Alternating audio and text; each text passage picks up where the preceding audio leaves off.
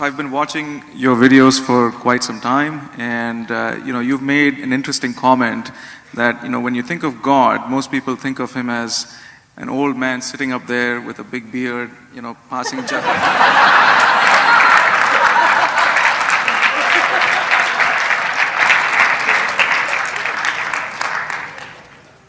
You talking about me?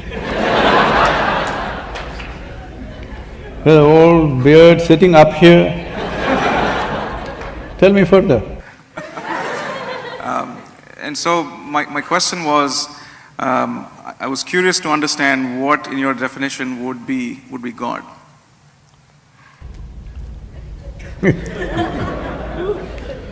See, the reason why in every culture people have come up with their own concept of God. Every culture has a different concept of God, but everybody has come up with some concept of God. Because they have no explanation for creation, isn't it? Hello? You came out of your mother's womb and looked around, too much creation. You know you didn't do it. Then you looked up to your mother, maybe she did it. Well, she delivered you, but she did not deliver the planet, you know that. Then you looked at your father, no, not him. You looked at every other adult around you, nobody looked like competent enough to make all this happen, isn't it? Yes or no? There's not one person here who looks like he's competent to create this whole creation around us. So the simplistic conclusion is, there is a big man sitting up there. Oof, I fit the description, at least the Western description I fit, in the India I don't fit. But now there is an argument. There's a big argument in the United States churches, is God a man or a woman? The last election they tried to settle that issue. Didn't work that way. So, your ideas of God are essentially cultural in nature. You know Idi Amin? You heard of Idi Amin? You know, Uganda man? Not Tanzania, but in Africa. Idi Amin declared God is black. I agree with him. I agree with him. Because if a white man can have a white God, why can't a black man have a black God?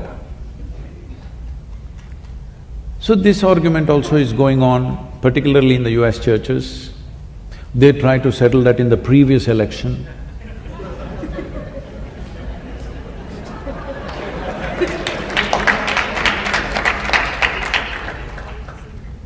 But in India, we know God is brown. Especially Indians who live outside of India are very proud of this, because, we know what God looks like, because He Himself visited India 9 times. You don't know this? Hello? 9 times He Himself visited. To other places He sent His son, His messenger.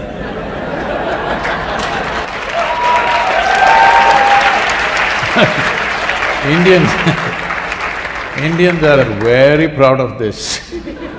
To other places only messengers and sons went, to India He Himself came. I keep reminding them, that is because God wouldn't trust anybody else with Indians. He wanted to do the job hands-on with Indians. So He Himself came not once, 9 times.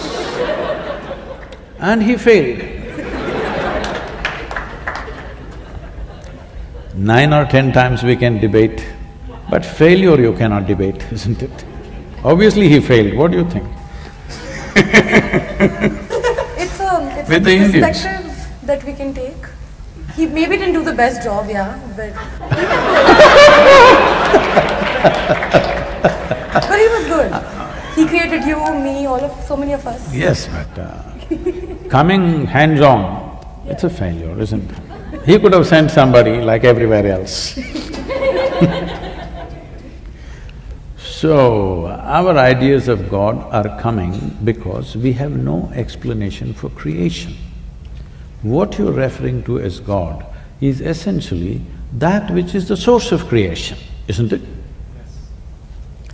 Because you're human, you're imagining it has to be a big human being. Suppose you were a buffalo. You would definitely think it's a big buffalo.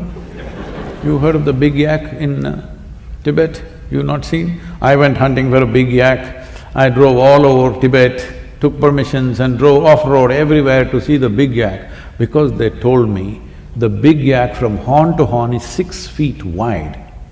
I wanted to see this animal. Oh my God, how would it be? Then after driving everywhere, I realized it's little got big in their heads. It's little bigger than the domesticated yak, but it got so big, they said it's 6 feet wide, the horns. And I said, I must see this. But there was no such animal anywhere in Tibet. So, if you were a buffalo, you would definitely think God is a big buffalo, isn't it? So our ideas of God are childish, but it is a fact that you and me did not make this creation happen. That's a fact, isn't it? But you don't know how it happened. With all the exploration of science, we still do not know how it exactly happened. Nobody knows, isn't it? You pay attention to a flower, to a leaf, to an ant, to an insect. If you pay enough attention, each one of them smacks of tremendous sense of intelligence, isn't it so? Hello? If you put filth to the root, it becomes a flower. Fantastic or no? Look at you. Look at you. Just the soil that you walk upon, look at you how you are sitting, became such a sophisticated machine, isn't it? So whatever is the source of creation, well, sappy people are saying God is love, desperate people are saying God is compassion, other people are saying now it's a in thing in North America, so God is empathy. They've not been hit by life yet. But if you pay enough attention to creation, because it is the presence of creation which has given you the idea of God in your head, isn't it? If there was no creation, you wouldn't think there is a God.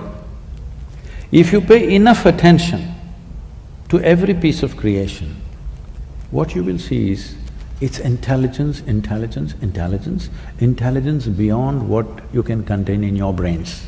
Yes or no? But nobody said God is intelligence, unfortunately. If we had said that, definitely we would be populated with more intelligent human beings rather than the sappy ones. You know, our center is in Tennessee. We have a large center there. When I was new there, I walk into this town, which is a one-horse town, literally a small town. And I'm walking on the street and greeting people, smiling at them, thinking they'll be happy to see a new face. But it's a different kind of setup. I'm just at the right complexion. A shade darker than this cannot be there in that town. I'm just on the edge. So one big man, this wide, over 6 feet tall, comes and stands close to me. He looks down at me and says, "God loves us." Then I say, "The way you are, only God can love you."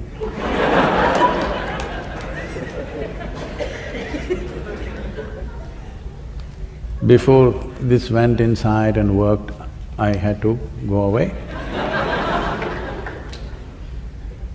Because everybody is concocting their own ideas. Leave your ideas, pay attention to the creation. Tell me, if this flower has to blossom, nobody sprayed perfume to the roots, they put filth. Hello? They put manure. That manure became fragrance. This means, is there a tremendous amount of intelligence functioning in this rose plant? Hello?